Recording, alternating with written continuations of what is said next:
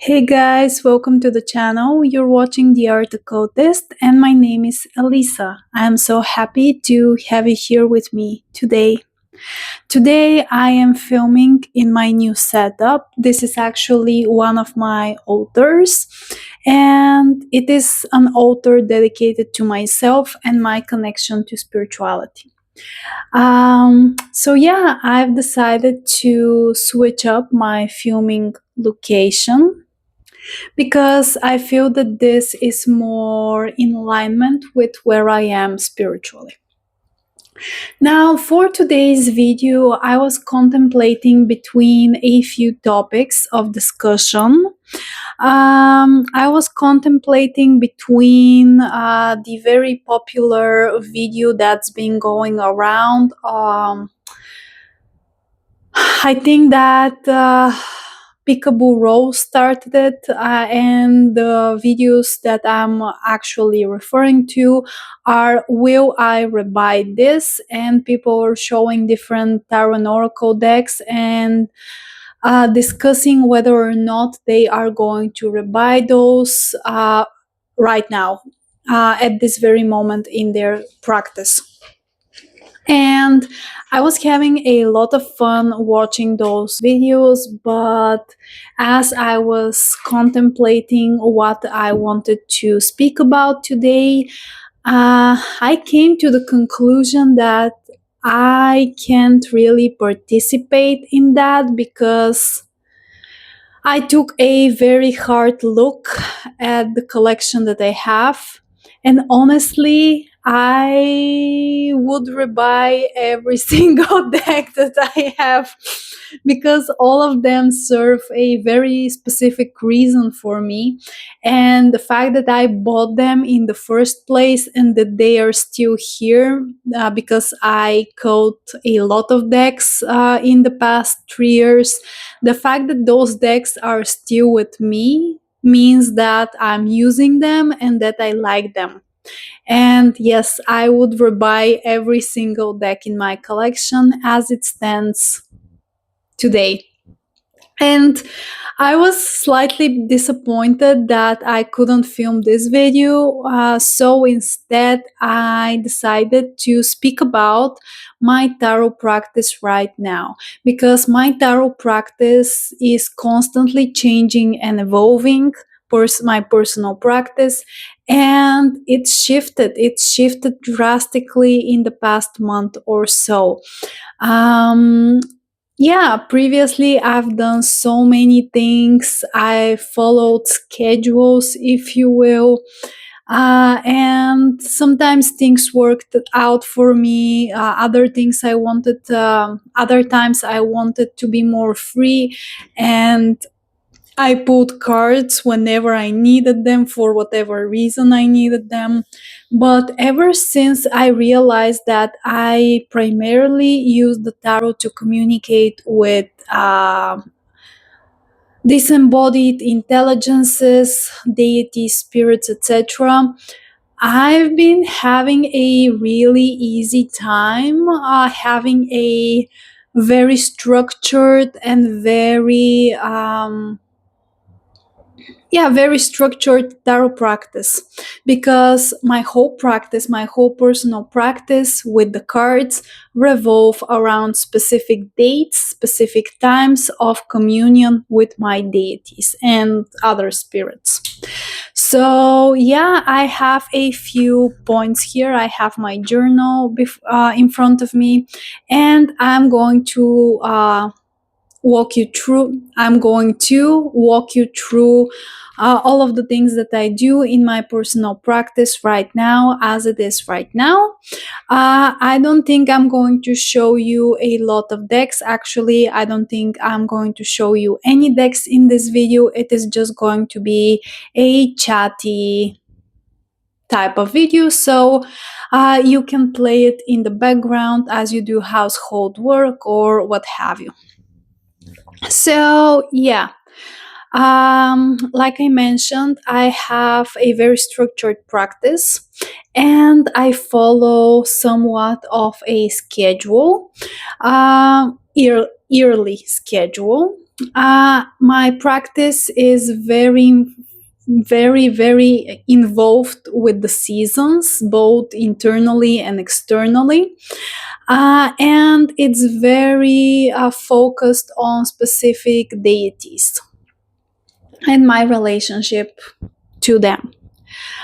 So, yeah, the first thing that I do in my tarot practice, and I've done this for many, many years in very different variations, but it's seasonal spreads.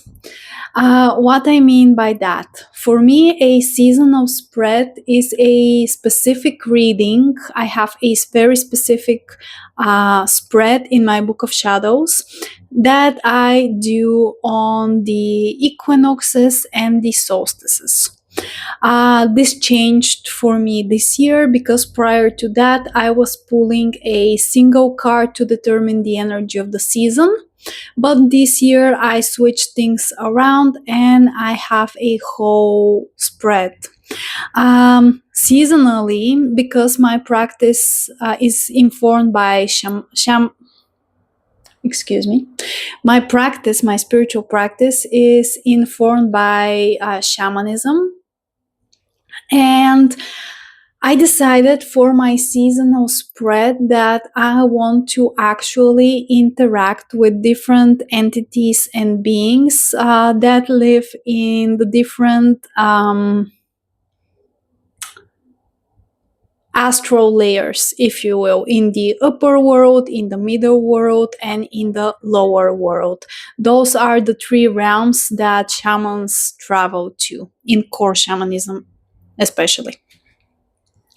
So yeah, for my seasonal spread, I have specific selection of decks.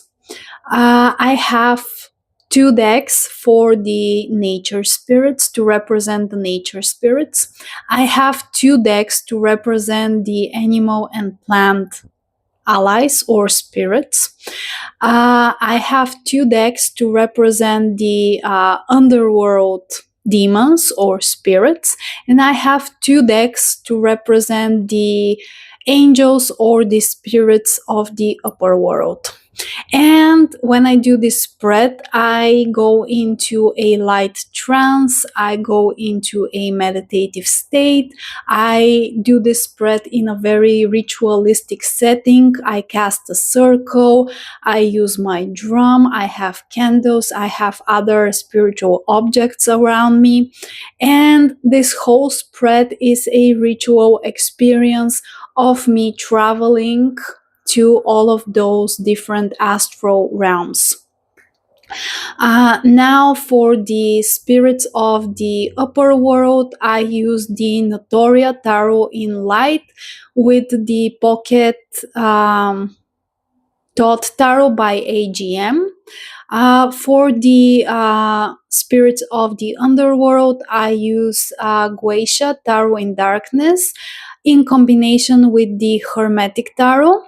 For the nature spirits, I use the Brian Fraud's Fairies Oracle in combination with the Tarot of the Hidden Realm. And for the nature and plant ally spirits, I use the Nature Skull Tarot that I created, which is available on Make Playing Cards, and I have a full walkthrough here on the channel if you're curious to see the cards, in combination with the Vision Quest Tarot. So this is what I do seasonally, and it's a very intense, very involved practice. Once again, every turning point for me, those are the equinoxes and the solstices. 4 times a year I do this practice. And it's something that I started this year, but I enjoy it very, very much. And it allows me to see what entities and spirits are walking beside me seasonally. Okay, next I have a monthly pull practice. This I do in the beginning of every single month, and it's a kind of to check the temperature or the energy of the month ahead. For this practice, I use my Todd Greene and the Margaret Peterson Tarot that I actually modified into an oracle deck. I've done a variation of this practice for years. At the beginning of every month, I've put a single tarot card to determine the energy of the month ahead. For the most part, my observance is that this practice is very useful, at least for me, and it's very on point. It always gives me a heads up if something negative is coming my way throughout the upcoming month, or I also always reflect back on that card pool so that I can see if it's right, if it was right, and just to check things. A few months ago, I switched from a single card pool to 2 cards. Like I said, from my Todd Greene and my Margaret Peterson Tarot that I actually modified into an oracle. So the tarot card serves as the energy, and the oracle card serves as supplementation to show me how I can best deal with this energy, or it gives additional information. So this is what I do at the beginning of every month. And this practice is very casual. It's not ritualistic like my seasonal spread. Then, for the dark moon, or the new moon, as some people refer to it, I have a very, very specific 4-card spread with Hecate, because the dark moon is a very sacred time. It's a very liminal time, and Hecate is my matron or patron goddess, whatever, however you refer to it, but she's very important to me. Every dark moon, I connect to her through that 4-card spread. And I also give her offerings and other devotional acts on her altar in a ritual setting. So the 2 decks that I use for this practice to commune with Hecate on the dark moon, I use Murder of Crows Tarot in combination with the Living Goddess Oracle, which is a handcrafted oracle deck that I created to honor my relationship with her. So I use those 2 decks for that particular reason, and the Murder of Crows Tarot is one of my soul decks. I've been doing this practice with different decks since the beginning of my relationship with Hecate. So it's 2 years now since I first connected to her. The Murder of Crows Tarot is very special to me, like I said, and I've been using that deck with Hecate for a year now, maybe a bit longer, but yeah. Then for the full moon part, I also have a specific practice. I also use 2 decks, and I also connect with Hecate during the full moon. For the full moon, I use the standard Rider-Waite-Smith plastic edition by US Games in combination with another handcrafted deck that I created as an offering to Hecate. On the full moon, the spread is also a 4-card spread that I use, but it's slightly different from the one that I do for the dark moon. On the full moon, I pull a card from the oracle deck that I handcrafted for Hecate to show me the aspect of hers that is most present throughout this cycle. And then I use the tarot cards to initiate the conversation with that particular aspect of hers. Then we move towards my weekly practice. So I have something called weekly energy pool that I do every Sunday. Every Sunday night, I sit down and I I pull a tarot card to see what the energy of the week will be.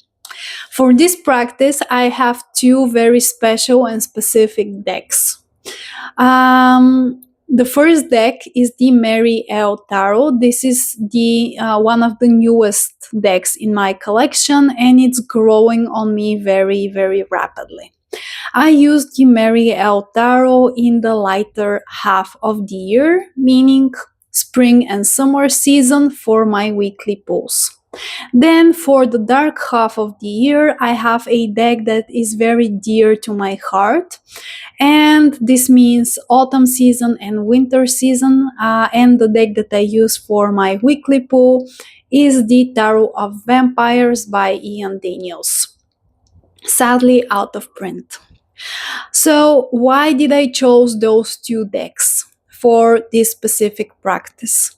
I chose them because of the imagery. I love both of the artwork in both of the decks, and because of their guidebooks. Now, I prefer the Phantasmagoria, the guidebook, to the Tarot of Vampires. I think it's better, but the guidebook to the Mary L Tarot is also something to be experienced. I like some of it. I don't particularly enjoy a lot of the Christian references, but from what I have experienced so far in this specific weekly practice, is that the deck and the guidebook are very accurate for this purpose, for me specifically. Okay. So the next practice is also a weekly practice that I have, and this is weekly personal check-in spread. I do this also every Sunday. It is a 6-card spread that I do every Sunday, every week, to check in with myself. For this specific practice, I have 4 different decks. All of them I consider to be soul decks. Those 4 decks are I rotate seasonally, meaning that for summer season I have one deck, then in autumn I switch to a different deck, and I have 4 decks for the 4 seasons. This practice is proven to be so effective to keep in touch with myself, with my everyday life, with my spirituality. Basically, it keeps me on point, it keeps me in check, and it's very enjoyable for me to do. The decks that I use for this weekly personal check-in spread are: for the summer season, I use Tarot of Dragons by Llewellyn. For the autumn season, I use the Darkwood Tarot by Llewellyn. For winter season, I use the Crow Tarot by US Games. And for the spring season, I use the Druidcraft Tarot. Sadly, I cannot remember the publisher the publisher that publishes the Druidcraft Tarot. All of the decks are mass market, by the way. Okay, so we've covered my seasonal practice, my monthly pull, my lunar practices, and my weekly practices. The next thing that I do, by the way, for some people, this may sound insanely structured and like a lot, but to me, it really is not that much. And I really found that I enjoyed this particular structure a lot, and it's very meaningful to me. So I find it very easy to stick to. So, my daily pulls. I have a daily pull practice with Hecate. Every day, it's not structured. It's either in the morning, in the afternoon, sometimes I do it at night, whenever throughout the day I have the time and the space to do it. I go to the altar to my Hecate altar. I think you've seen it in previous videos. But I go to the altar, I bring her fresh water, I anoint a tea light candle, I light that.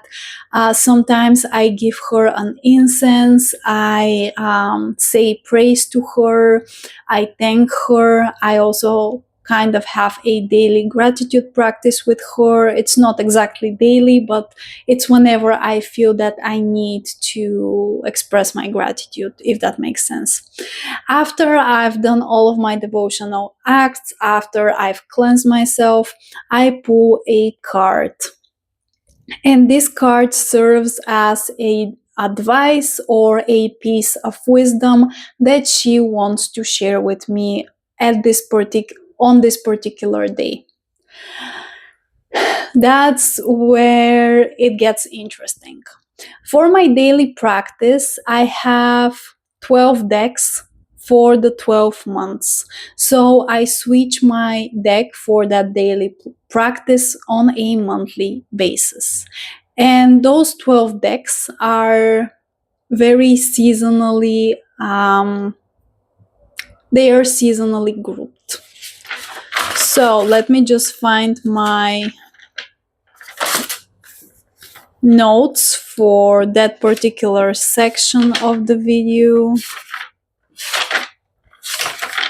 No, I cannot find it. Just a moment. Oh, okay. Here it is.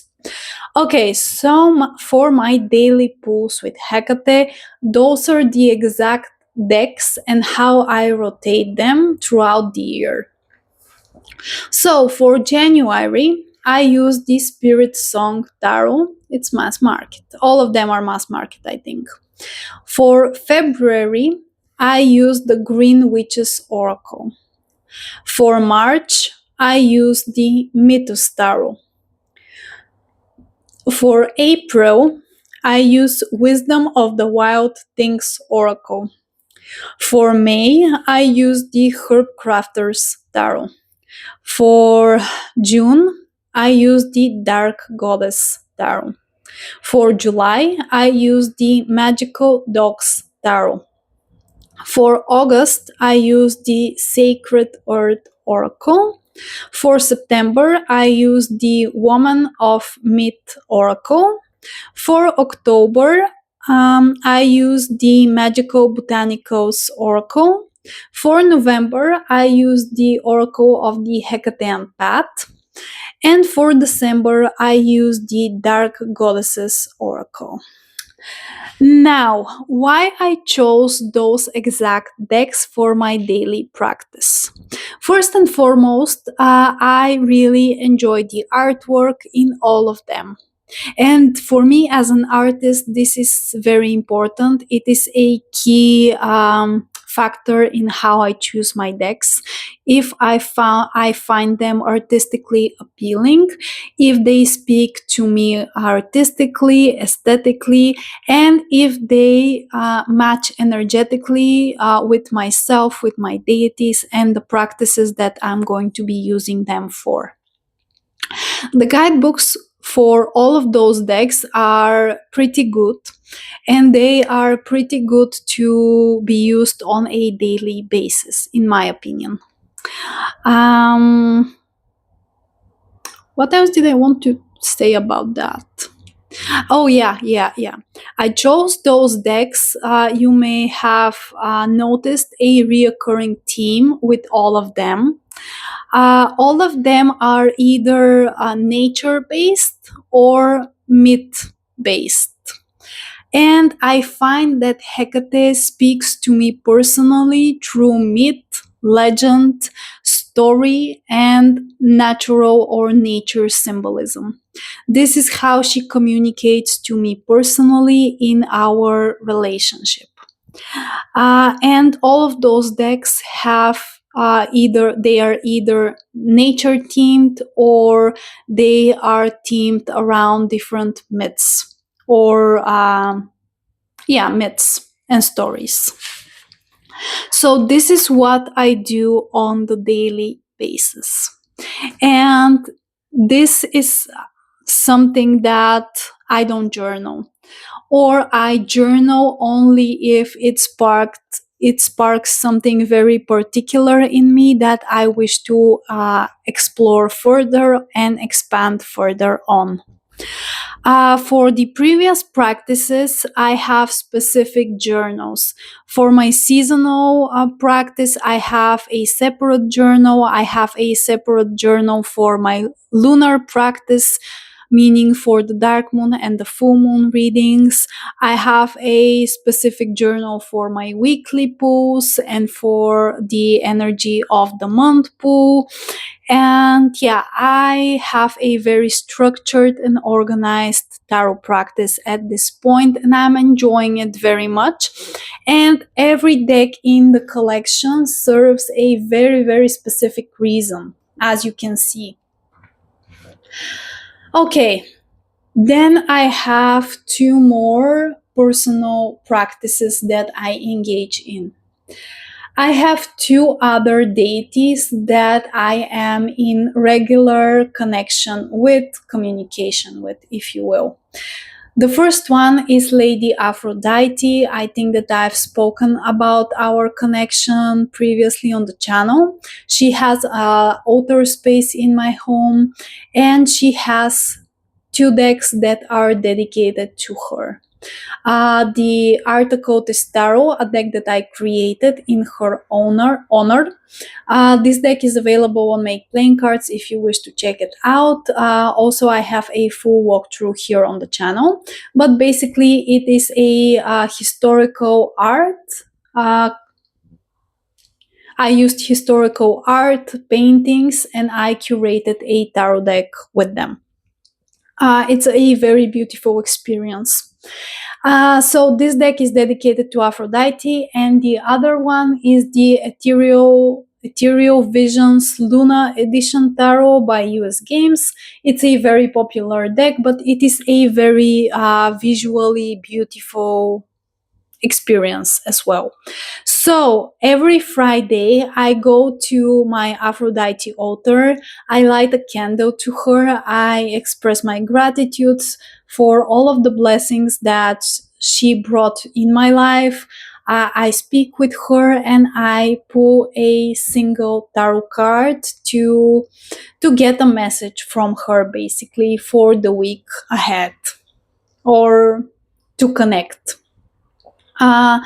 With her and the other deity, my practice is more fluid. It's not so structured as with Hecate. The other deity, I do basically the same. Now I don't feel comfortable yet because she is a newer deity in my life. So I don't feel very comfortable sharing her name just yet. But the tarot decks that I use with her are the Golden Art Nouveau Tarot and the Supernova Tarot, both mass market. And I do the same as with my practice with Aphrodite. I have a specific day of the week that I go to her altar space, I light a candle, I speak to her, I give her offerings, and I pull a card from her as a message from her. So those are all of the personal practices, tarot practices that I have for myself. No, I lied. I'm forgetting one other daily practice that I have. Okay, it's a lot, and I'm just going by memory for the most of this.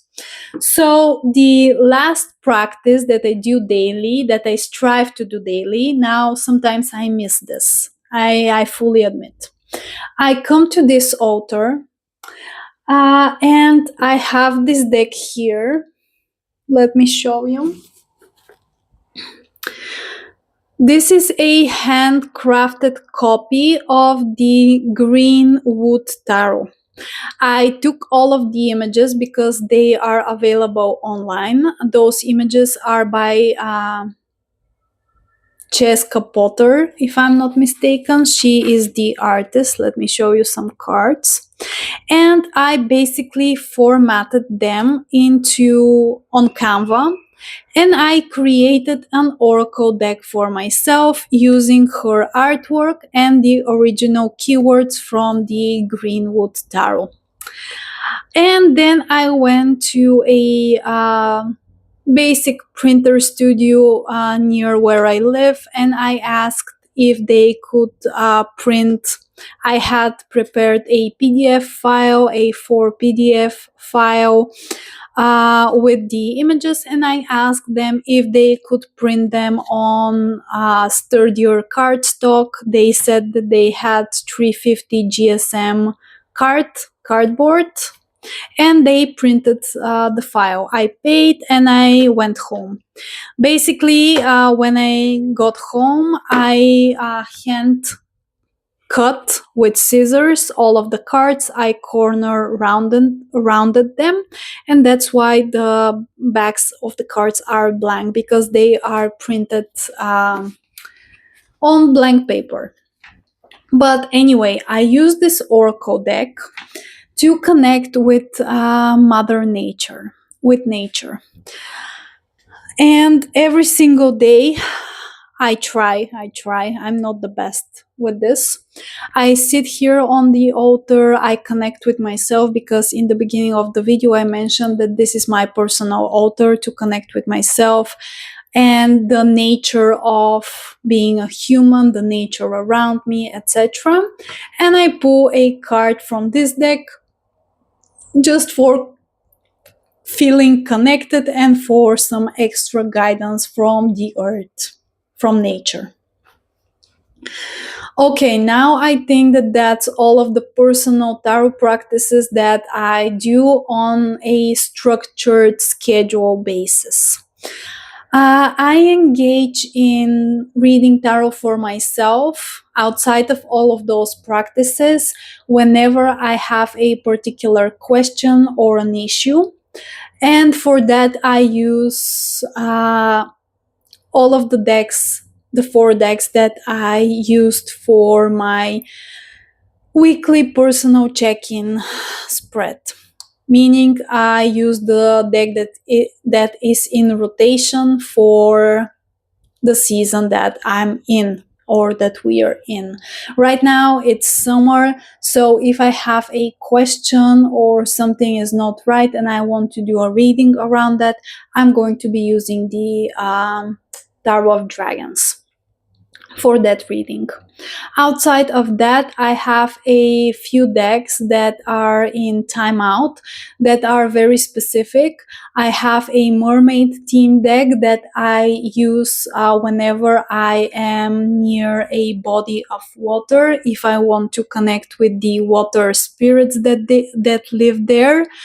I use that deck when I go to the seaside. That's not very often. I haven't been to the seaside in a few years, but whenever I go, I bring that deck to connect with the spirits of the sea.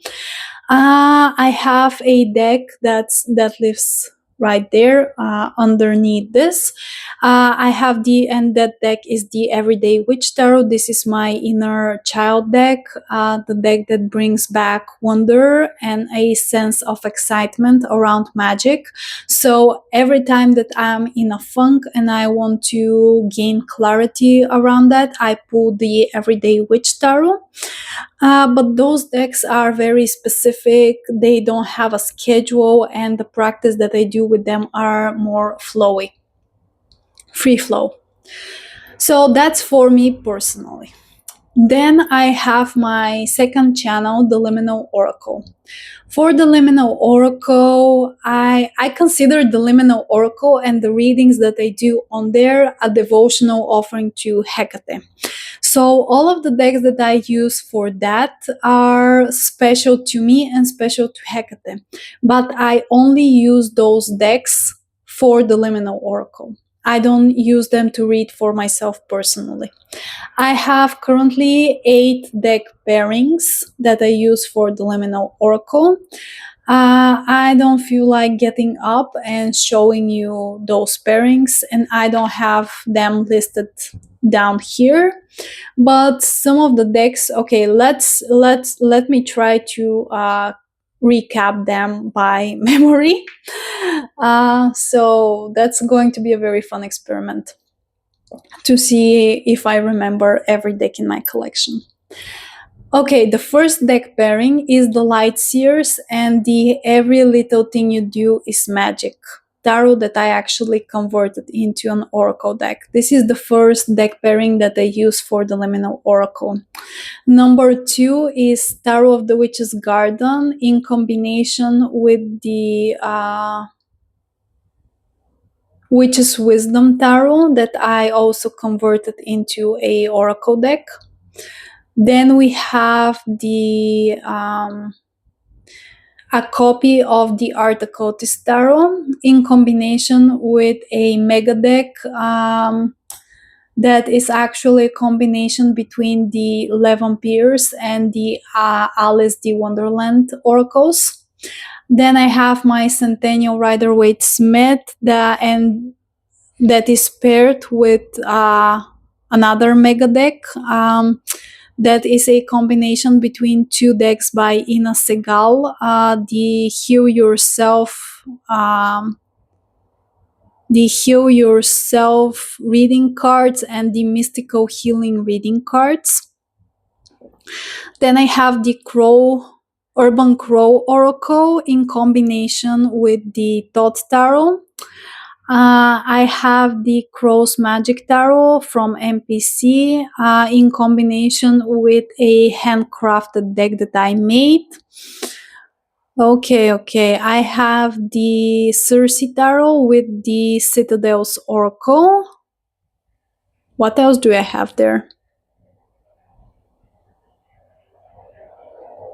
I think I'm missing something. Oh yeah, I have my Soul Cards 1 and 2 combined into a tarot deck, and the Witch Sisters Tarot that is actually an oracle deck. Yeah, I have this tendency in modifying decks that don't work for me, and if I like the artwork, I will make it work one way or another. But yeah, I think that those are all of the decks that I use for the Liminal Oracle. And then I have my clients and my practice as a professional tarot reader. For my clients, I also have a specific deck selection that I only use for my clients. Should I try to remember all of the decks in that selection? Yeah, why not? So I have a very specific spread list in terms of the reading services that I offer. But anyway, so for the tarot decks for my client readings, I have a copy of the Plastic Rider-Waite-Smith by US Games. I have Albano Waite. I have the Re-Envisioned Smith-Waite Tarot, a collage style Rider-Waite-Smith deck that I created a few years ago. Then I have my Aquarian Tarot, I have my Morgan Greer, I have the Mystical Medleys Tarot, I have the Uncommon Tarot, and I have the Golden Wheel Tarot. I believe it's called the Golden Wheel Tarot. In terms of oracle decks for my clients, I have 2 decks by Rebecca Campbell, I believe, the Rose Oracle and the Healing Waters Oracle, and I combined them into one mega deck. Then I have Dog Wisdom cards, and I have the Sacred Destiny Oracle. Those I use for my clients. Then I have a specific reading option where you can, when I connect to the spirit guide of the my querent. For that reading, I use 2 specific decks, Portals of Presence and a copy of the Thought deck that I modified and that actually doesn't have any titles on it. Then I'm thinking of creating reading service offering around who is on your spirit team. And for that service, I've prepared some decks. I have 2 decks by Stacy DeMarco that I've combined into one mega deck. The Gods and Titans Oracle combined with the Goddesses and Sirens for the deity portion of who is on your spirit team. Then for the animal and the plant ally, I have the Woodland Wardens Oracle. For the ancestor part, I have the Earth and Bone Oracle by Syrian Shadow, the mass market edition. Then I have the Angel Tarot and the Occult Tarot by Travis McHenry, the pocket versions in the tin. And I believe those are the decks, the oracle decks for this specific offering of who is on your spirit team. And then I have a copy of the Roses and Lilies 1909 Rider-Waite-Smith by Conrad Stein as the tarot deck that will go with that specific reading. So yeah, guys, I like structure. I like organizing my decks. I like creating practices that work for me. And I like having purpose for all of the items in my collection. Now, I have to admit that I have a few decks that I keep for sentimental reasons because they are attached to deities that I used to connect to very strongly in the past. And they taught me so much that I couldn't part with the tools that I use in that connection. So I keep them in a separate box. And I also have some decks that I display on my bookshelves in the living room, and they are more for their artistic value, and they are conversation starter for when people come over. And yeah, that's my tarot practice in a nutshell right now. I'm filming this on June 16th, 2026. I don't see my practice switching for the foreseeable future. But you never know. My spiritual practice is a living and breathing thing. It has a mind of its own. And I don't limit myself. If I feel that something needs to shift, if I feel that I need to get a new tool for a new reason, I do that. I don't limit myself. And the same thing applies. If I feel that something is no longer resonating or working for me, it has to go. I've decluttered a lot of decks, but I've kept the majority of the things that I buy, to be quite honest. Yeah, I have one more thing that I forgot. I have a specific deck selection to use in ritual and if I do workings. For example, the Wild Unknown Alchemy Oracle is a deck that I use very ritualistically, not so much in divination.